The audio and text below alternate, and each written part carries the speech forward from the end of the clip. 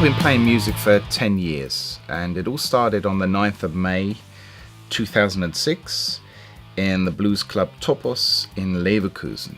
And I took my guitars along and the band that I was putting together at the time and took part in this blues session, played a couple of my own songs that I'd written and a couple of Freddie King songs.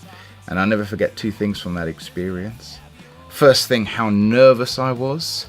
And secondly, the adrenaline rush that I got from playing those songs in front of a live audience and getting amazing applause after playing the songs.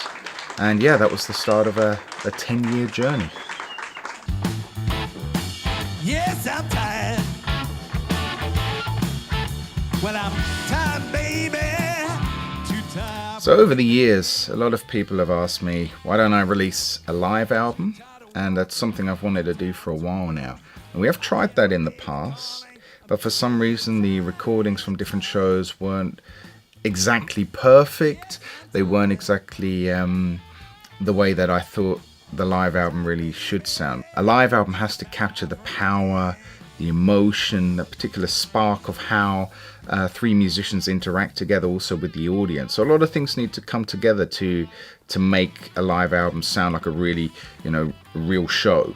So when I was putting together the 2016 European tour with the new band I had and the shows that we had lined up, I really thought we had a good chance to create something special on an album, and thankfully everything came together and worked out perfectly on this tour.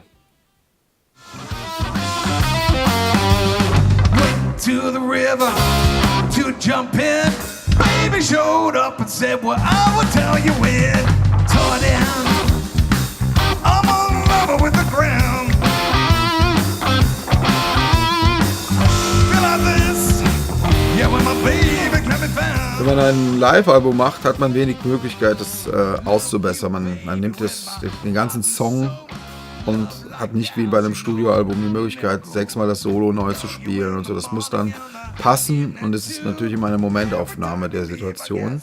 Mit der neuen Band von KRIS hatte man schon mal das Rüstzeug der Musiker, die das spielen können und auch die Energie rüberbringen.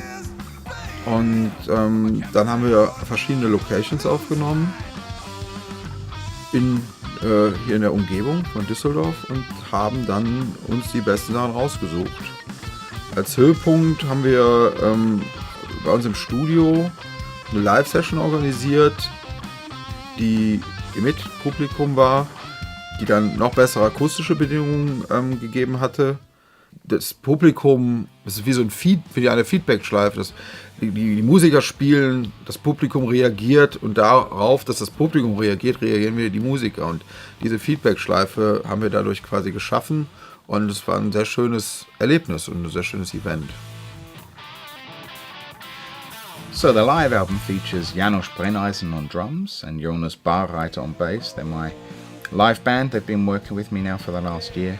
They really are an absolutely fantastic, powerful, tight rhythm section. They make my job as frontman very easy. They're great guys to be around. I love absolutely every single concert I get to play. I look forward to playing, and to be honest, I could not imagine my life without having this opportunity to be able to play the music that I love on stage in front of people.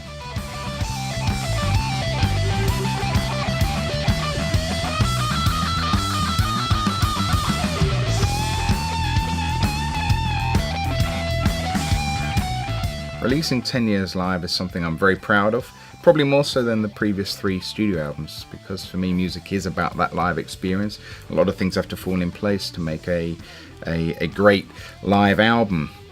For me it's not about casting shows, it's not about those studio scenarios. It really is about live in front of an audience, playing the music that you love, interacting with those musicians, and it's something very special, and I think we've captured that on this album. This album is a celebration of 10 years of dedication to the music and perseverance to follow the dream as such, and it's basically a thank you to all the fans that have kept me out on the road for those 10 years and enabling me to do something which I love so much and am so passionate about.